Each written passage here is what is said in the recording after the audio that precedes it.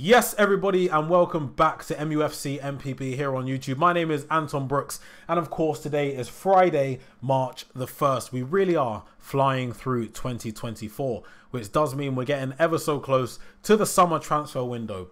I would say possibly the biggest transfer window, well, the summer transfer window Manchester United have had, definitely in my lifetime. It's going to be the first transfer window that Ineos will be in, I guess, in charge of that side of Manchester United, which means that we'll have people like Omar Barada, Jean-Claude, hopefully Dan Ashworth as well, pulling the strings and I guess trying to rebuild Manchester United as quickly as possible. And as you can tell by the title, the thumbnail, and the Twitter post that is on my screen here, Roberto De Zerbi is of interest to Manchester United should they sack Erik ten Hag. Now, first of all, I just want to say this doesn't mean Manchester United are going to get Roberto De Zerbi in the summer because Ten Hag is definitely getting sacked. That's not what this is saying. It's saying if there was a scenario where Erik ten Hag does end up leaving Manchester United this summer, Roberto De Zerbi is one of the names on the list of potential managers that will take over the position should this happen. Now, this doesn't mean he's the only person on the list, but I guess today we're hearing a little bit of news. This has been reported by Jacob Steinberg, and it's not something that we haven't heard before. This is a bit of news we'd be familiar with.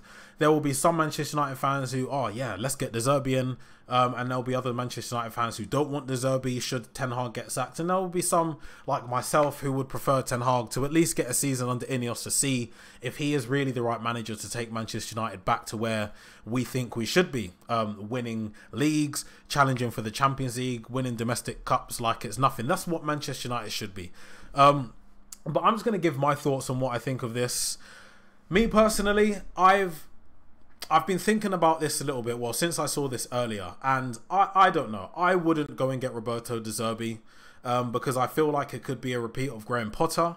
Obviously, we didn't get Potter, but the going from a club like Brighton, look, Brighton aren't the biggest of clubs. They're doing very well. I think they overachieved last season as a whole.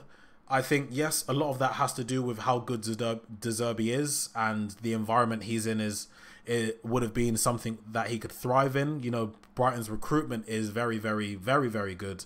And he was able to get players who other clubs might not have been looking at that would fit into a system very well and just make it work, make it tick, make it just tick over. Like, one thing I said to my friend the other day was the reason Manchester City are so good. Yes, Pep Guardiola is a big reason, but he was afforded the time. I know he came in and he was spending money. He was buying who he wanted to buy, and it helped propel Manchester City to the top or maintain their position at the top quicker than other managers might have been. But what Pep Guardiola has there is a system, a very, very good system. And it's an interchangeable system, which means it doesn't matter if Grealish is playing or if Doku's playing or if Bernardo Silva's playing or if Oscar Bob is playing. It doesn't matter who's playing. The majority of the players are interchangeable. They're dispensable because he has a system there that is so good, so efficient and effective that almost anybody that he has there can play in it, and it won't impact the way they play that much. You might be able to say, Rodri, I think Rodri is the most important player that City have because there is such a noticeable difference if he's not there than when he is. But compare that to Manchester United. You have a system there. We've seen it happen this season with injuries. Luke Shaw gets injured. When Martinez gets injured, it's a completely different Manchester United. The 2 games where he was back fully fit and playing, we looked like a different team. We were playing better football. We looked more composed. It was quicker. But that's what I'm talking about. Manchester United lose 1 or 2 players, 1 or 2 relatively important players, and we go and we just crumble. That doesn't happen at Manchester City. That didn't happen at Brighton. They're not doing as well this season, but I think what they're doing this season genuinely might be around their level. Now, De Zerbi is a very good manager. He's a sought-after manager and definitely will be in a massive job relatively soon in football terms. I don't think Manchester United would be the best step for him right now because I think I compared it to Graham Potter a few minutes ago. Graham Potter goes from Brighton to Chelsea. That's from a normal club to a club pretty much in a different stratosphere. Chelsea are one of the biggest clubs in the world, and I think it might have been I think the jump might have been a bit too big for him. I would have the same questions about Roberto De Zerbi, because yeah, he's playing great football at Brighton, as was Graham Potter, but the jump was too big. I think if Graham Potter went to a different club, maybe like a Villa or maybe even like a Tottenham, and then went to a Chelsea and then went to a Manchester United, it might have been different. And that's exactly what I think De Zerbi should do. Now, you might be thinking, oh, but we've got other managers on the list like Amorim. You know, Sporting doesn't compare to Manchester United. And you're right. However, what I would say is, this is all, you know, my opinion, by the way. This isn't, you know, factual. And this is what I think. Sporting are one of the biggest clubs, or, you know, they're top 2 or 3 clubs in terms of the popularity in Portugal. Regularly sell out their stadiums. It's almost like a cauldron. It's like, Sporting doesn't compare to Brighton. Sporting is at the top of the top in Portugal. Manchester United is at the top of the top in England. I don't think you can go from a club, say like Brighton, and then just go to Manchester United and hit the ground running. It doesn't happen as often as you'd probably think. However, I think going from a club like Sporting, who's, I guess, not the Manchester United equivalent of Portugal, but like, in terms of the club size in that country, it's massive. Sporting is a massive club, as is Porto, as is Benfica. I think if you manage a club like that, then you might be able to go to a Manchester United and fare a little bit better straight away. There wouldn't be much of an adjustment period. Oh God, I'm having to get used to all of this stuff. This is massive. Like, this is crazy. Like, whoa. Amorim, for example, would have already experienced that at Sporting, and that goes for other managers who've managed massive clubs as well. I think that's why you see the same sort of managers interchange between the top clubs, because they've experienced it. They know what goes on. They know what goes on at a club of that size. Like, for example, Carlo Ancelotti, Chelsea, AC Milan, Bayern Munich, Real Madrid. I think it might have even affected him at Everton. He didn't do very well at Everton. Everton isn't as big of a club as these other ones, so things run differently. They might not do the same things. There might have been a bit of a head loss for Ancelotti. I don't know. That's just me speculating, but I think you get the gist of what I'm saying. Me, as I said, I'd rather De Zerbi go to another club before going to a massive club like Manchester United, because if you get someone who we know has the quality, who we know has some Premier League experience and I guess some understanding of English football, the Premier League system, all of that, I think you get him in when the time is definitely right. I don't think the time is right now, and as I said, I definitely believe that Erik ten Hag should be given a season under Ineos to really see if he's the right man to take Manchester United forward. However, this might be upsetting news to some of you guys. However, it doesn't really bother me that much.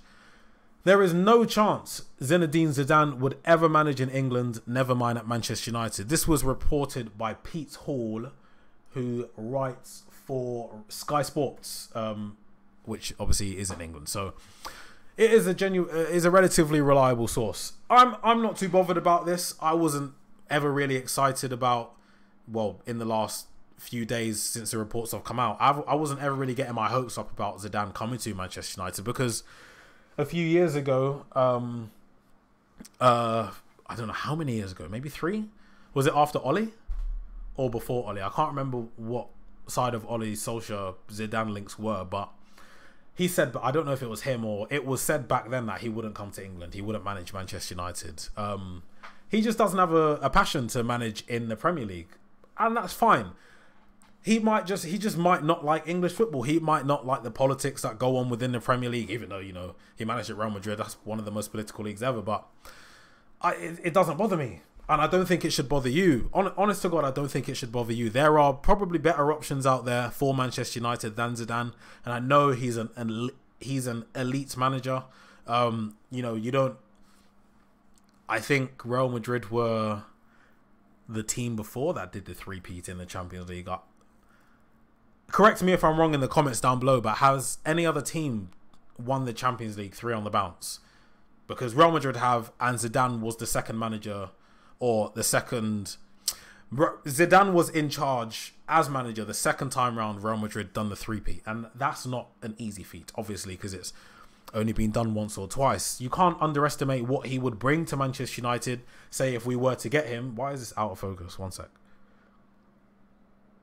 you can't underestimate what he'd bring to Manchester United if he was to come to Manchester United, but it's just not something that's ever really going to happen. So we're kind of going to have to pull the flag down on that one and get over it, to be honest. Let's say Erik ten Hag did get sacked this summer. What manager would you go for? Let me know in the comments down below what manager you would go for if Erik ten Hag did get sacked this summer. I don't know. What manager would I go for? I'd probably go for... honestly, I don't know. I really don't know. Because of how Manchester United is like right now being built in terms of the new employees, the different structure, the improved structure.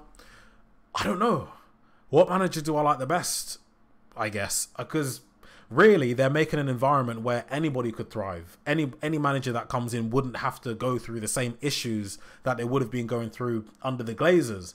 It's going to be a better environment for players to thrive, for managers to thrive, for staff members to thrive, and obviously for Manchester United to thrive. So it really depends on who you would prefer as manager. Who do you think could come in and just not make Manchester United worse? What football do you want to see at Old Trafford? Do you want Manchester United to go back to traditional Manchester United? You've got flying wingers, left footers on the left side, right footers on the right side, putting balls in the box.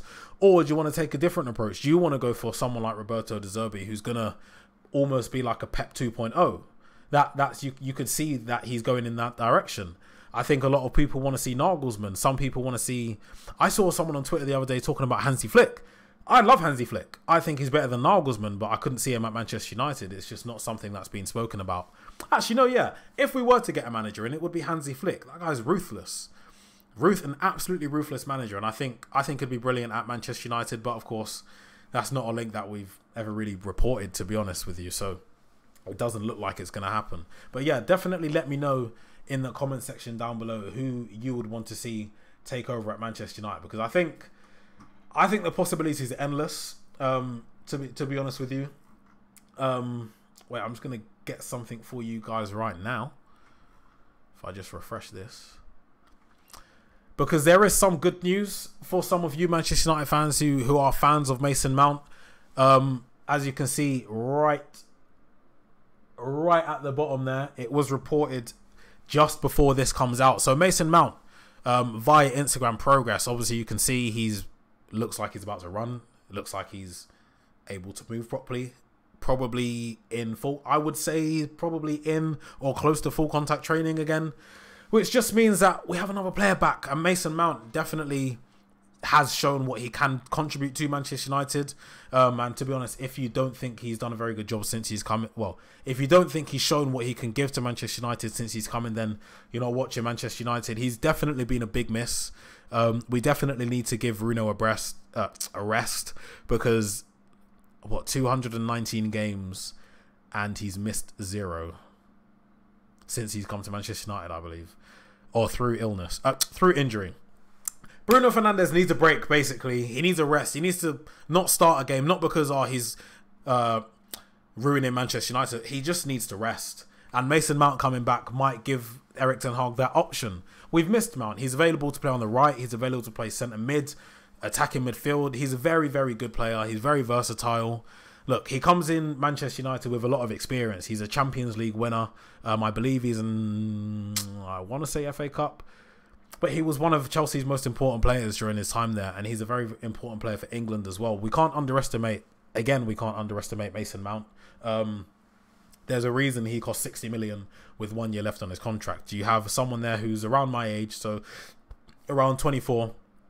You could get 8 or 9 very, very good years out of someone like Mason Mount and, the quality he possesses. So that is a very, very big plus. God forbid nothing else happens to him. I want to see him back on the pitch, injury-free, and just playing football, man. We need to get our players back because, at the moment, it's bare bones. And we've got City on the weekend. It's a derby at the Etihad. So fingers crossed for that. We don't get absolutely pummeled because our squad is kind of bare at the moment and it's not looking too promising. But I do want your guys' opinion. Make sure you let me know in the comment section down below who you would sign as Manchester United's manager should Erik ten Hag get sacked in the summer. This is just a hypothetical situation. This isn't news that has been reported. I just want to get your guys' opinions. Also, make sure you do follow MUFC MPB over on X. His link will be in the description down below, as well as myself, Aaron and Anil. All of our links will be in the description down below. Make sure you do stay tuned on this YouTube channel for more content. It will be here daily as much as possible to keep you guys up to date with all the latest Manchester United news and transfer news. But make sure you follow MUFC MPP over on X. Also, make sure you hit that like button, hit the subscribe button. I'll be back with you guys on Monday. And I hope you guys have a good weekend. Come on, Manchester United, man. Come on. We've been playing well. We've only lost one game in 2024. So whether or not you like what Erik ten Hag's doing or whether or not you think we're playing well, we've only lost one game. So there is some sort of consistency there. Let's hope we can go into the derby on the weekend confident and play a good game of football. Play with confidence, guys. Come on. Don't want to get pummeled. Maybe we could come away with a win, nick a point or something like that. We've done it before and we can definitely do it again. But I'll see you guys on Monday. I hope you guys have a good weekend and goodbye.